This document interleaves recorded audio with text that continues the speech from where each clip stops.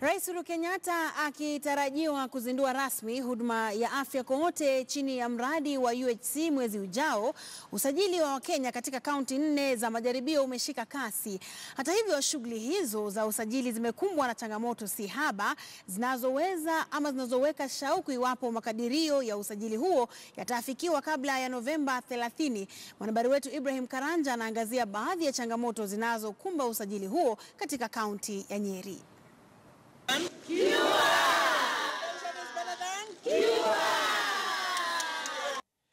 Kuzinduliwa kwa shughuli ya usajili kwa wananchi katika huduma ya afya kwa wote chini ya mradi ya UHC kuliongeza matumaini kwamba mojawapo ya ajenda 4 kuu za Rais Uhuru Kenyatta itaafikiwa.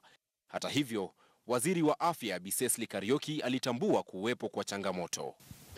We have done a readiness assessment across the country in the last few months, and the readiness assessment does confirm there are gaps across the country.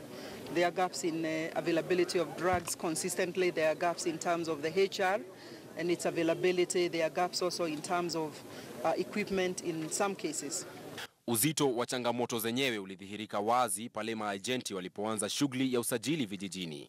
Kuna watu ambao wanakataa kusajili kwa ajili wanasema hawajui hiyo huduma itawasaidiaje, hata kama tunawaelezea, lakini wengine kuna baadhi yao ambao wanakataa. Or sometimes you also go and find that for the children, maybe the parents have not yet taken the birth certificate, and we cannot be able to register at that point. As of this morning, we had registered only 23,000, above 23,000 households out of an expected 231 households.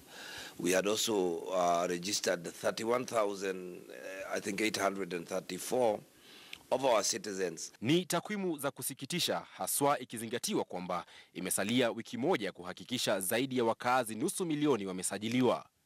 Wengi wa wakazi katika kaunti ya Nyeri, haswa maeneo ya vijijini, wana wasiwasi kutoa habari kuwahusu kwa maejenti wanaoendeleza kazi ya usajili, jambo ambalo limeathiri pakubwa shughuli zima za usajili, huku wengine wakiashiria kutoamini utendakazi wa UHC. Nikienda kwa hospitali matibabu, mimi naambiwa kwenda nunua dawa, hii hakuna, lakini hii ya pentikila ndio mimi napatiwa, na bado mimi ninataka kufanyiwa operation ya sikio, ninaambiwa hakuna pesa. Hata hivyo, viongozi serikalini wanafanya kila liwezekanalo kuwashawishi wananchi ili kuhakikisha mradi wenyewe umefaulu. The commitment I have from the 4 governors in Nyeri, in Kisumu, in Isiolo and in Machakos, that they are going to increase the amount of money that they are investing from the equitable share into health.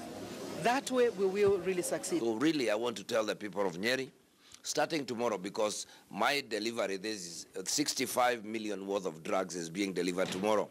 Bima ya kitaifa ya afya NHIF pia imekuwa chanzo cha wasiwasi baina ya Wakenya. Kwa upande wangu mimi naona hiyo kitu haitafanya kazi. Sababu tayari tunalipa hii NHIF. NHIF tukienda unatibiwa kwa hospitali. Licha ya changamoto zote hizi, kunao wananchi haswa wenye umri mkubwa wanaotarajia kuwa kuzinduliwa kwa mradi huu kutawapa afueni katika kupata huduma ya afya iliyo bora. Kwanza mtaanza leo kwanza, maana yake hii huduma kwanza inanisaidia wakati wote. Yeah. Ibrahim Karanja,